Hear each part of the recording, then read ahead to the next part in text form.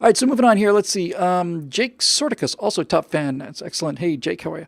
Recently, I found out that the psychologist of a child under 10 who I work with wait a minute. I found out that the psychologist of a child under 10 whom I work with had introduced to her the idea of gender transition, showing her pictures of transgender people unprompted by the child and without parental permission. The child has struggled with psychological issues, including her gender identity, due to social acceptance. Based on my time in graduate school, I'm sad to report that many in the field do not share my horror at this. Is psychology lost to leftism? If so, how can we provide for the mental health needs of those who don't want their mental health indoctrinated with leftism? P.S. I told the parents and the child was immediately removed from therapy. Bless you, Jake. You probably saved somebody's life. You certainly saved their happiness. There's a lot. There's a lot to unpack there. Let's start with the motive. So why would the psychologist do this? Well, the psychologist is ready to ruin this kid's life, and the only payoff for that would be for the psychologist to feel very, very, very morally advanced. In other words, there have been children throughout history who clearly identify with the other genders, no question about this. And there's no question that there are some microscopic percentage of the, when I say microscopic, I mean less than 1%, I think, of the population does find themselves living in a situation where they feel like they're living in the body of a person of a different sex. And that's a legitimate issue, a legitimate concern. And because those people were treated harshly for so long, or just outright either ignored or told to stuff it, the left winger thinks that we're going to achieve, moral nirvana by righting this terrible wrong, by making sure that every single child, that not a single child is put through this horrible, horrible, horrible thing ever again, and who but them to lead this this charge of fairness and righteousness and so on. It's just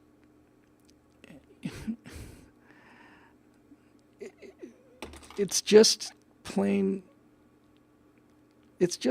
jerking off is what it is. I mean, you're essentially, you get somebody like that, and what they're basically doing is they are pleasuring themselves, actively pleasuring themselves, and they're the heroes in their movie. They're the heroes that when the story of this psychologist's life will be told, undoubtedly it'll be Meryl Streep, and this will be the moment when people will really realize what an astonishingly morally clear and good person this is.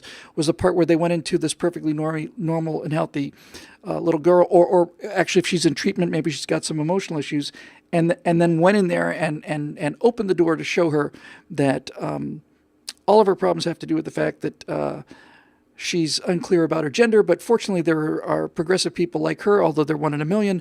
Bless them, because they're the only light in the darkness. And then the lights come up and everybody cheers and applauds, and she tearfully accepts the Oscar. And that's how they see themselves. Now, there's certainly phases and there's certainly times in kids. Look, this whole thing about gender identity in kids, look, I don't know. I'm just speaking for myself here and maybe a few 100 million of you. But, until I was 13, 14, 12, something like that, the idea of gender didn't occur to me. Sexuality didn't occur to me. Girls were horrible, and I hated them, and I didn't like being around them, and that's what seemed to be going on. I wasn't thinking about whether I was sexually attracted to men or women, because I wasn't thinking sexually about anything, because I was a kid.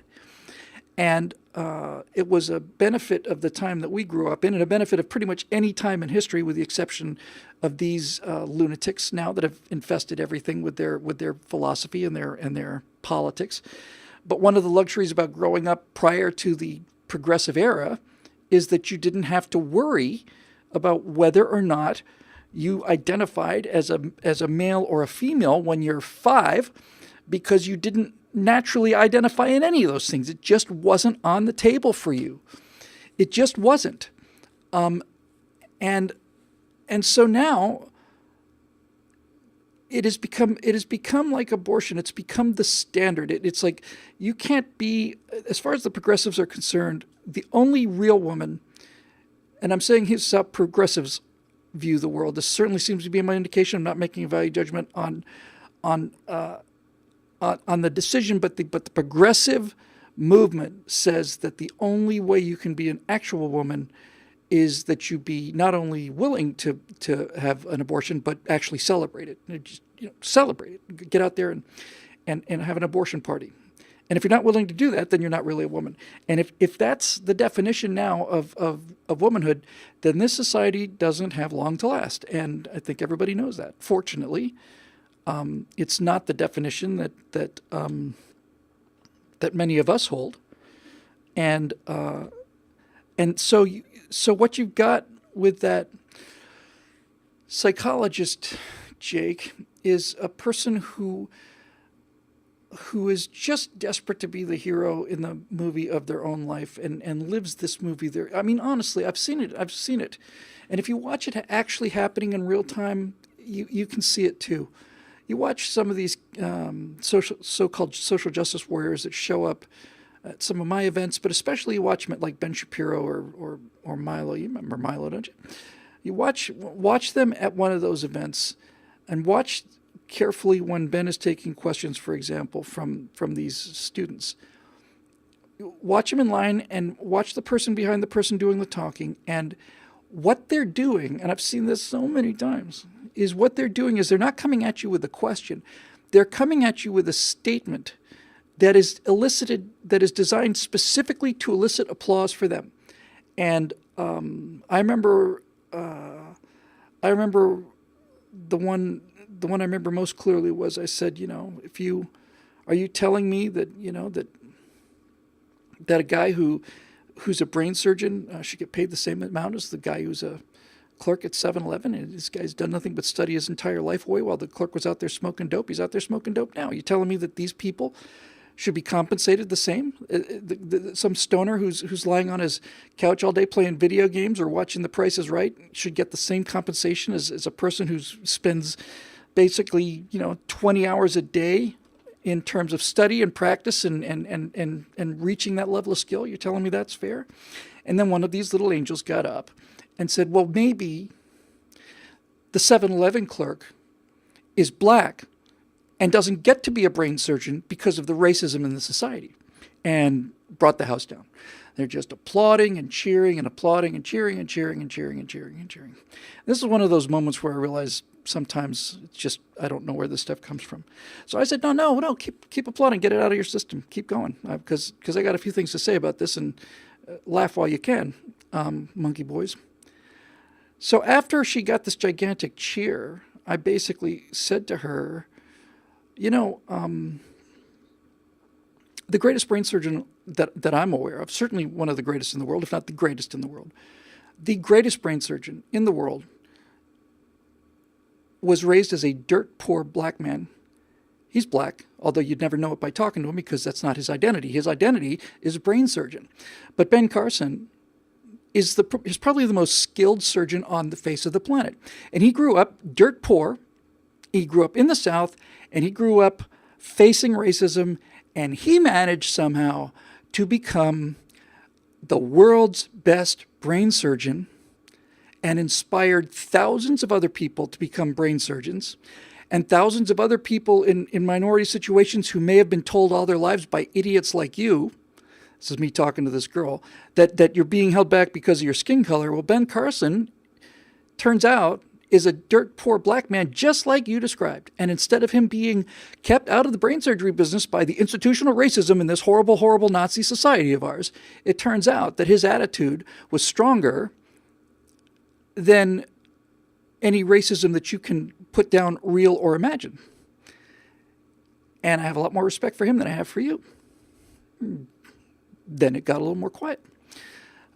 Because, I kicked her right where she's sore, right smack dab in the moral superiority. It's the only way to argue with these people. Find out when you hear a question or a statement or something like that, immediately look for what part of this statement is designed to make them look better than you.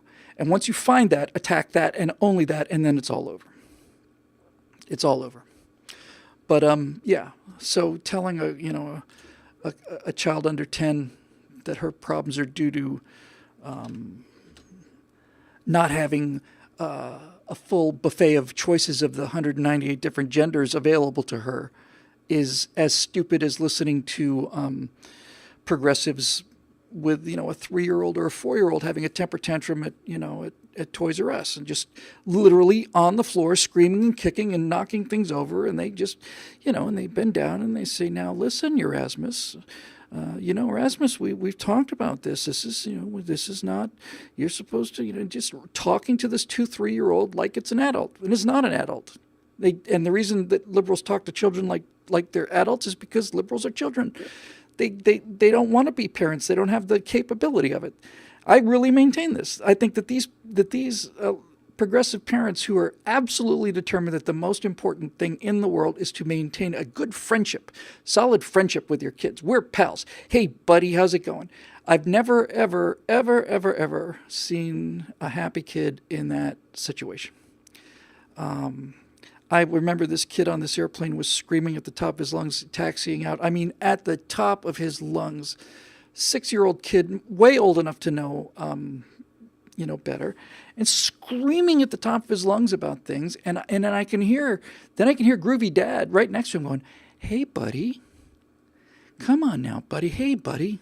Hey, what's that, buddy? Is that an ambulance? What do you think that is? See that over there, buddy?" And that's not how I would have been spoken to, and it's not how I would have spoken to my 6-year-old, because my 6-year-old wouldn't be doing that if I had a 6-year-old, because conversation I would have in a situation like that started long before I started screaming, but somewhere along the line I would have gotten you're going to behave yourself or you're going to regret it. And if I continued to do that, then guess what? I would regret it. So they're determined to be, the best way to be a parent is to be your child's best friend. Bull. Nonsense. It's the antithesis of that. People who determine that they have to be their best friend to their kids are people who don't have the courage to be parents. And that means that you have to have the courage to have them hate you, because it's your job to draw the line and prevent them from getting certain things that they want. And if you're not ready to endure a little temporary hate, then by all means, continue to treat them like your best friends. And instead of a little temporary hate that is going to last for an hour or two, you're going to be hated for the rest of your life by this child who will never grow up, because they never, ever, ever were taught how to behave. They were never taught what boundaries are. They were never taught what no means.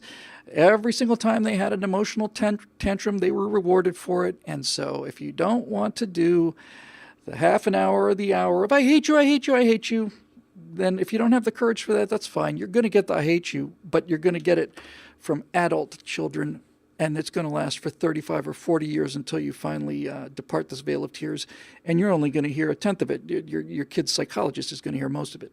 So not so tough, really. Not so tough. If you don't have the strength to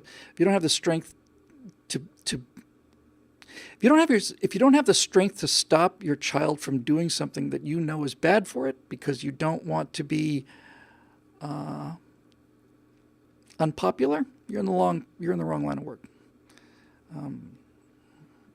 And the evidence just is everywhere. I look at kids who are raised in very conservative families. I look at kids who are raised, and when I say conservative families, I mean I'm talking about kids that are raised in families where the girls all wear, like dresses and never see movies, never see TV, very, very strict Mormon family and so on. And I've never, ever seen happier children than them. They just love to hang out with each other and just sit around, and they'll play musical instruments. Their best idea of a good time is to hang out with their brothers and sisters and their mom and their dad. And they are as happy as I've ever seen anybody in my life. I envy them enormously. And meanwhile, in the next state south of there, you've got people whose attitude is, oh, no, I should give Erasmus and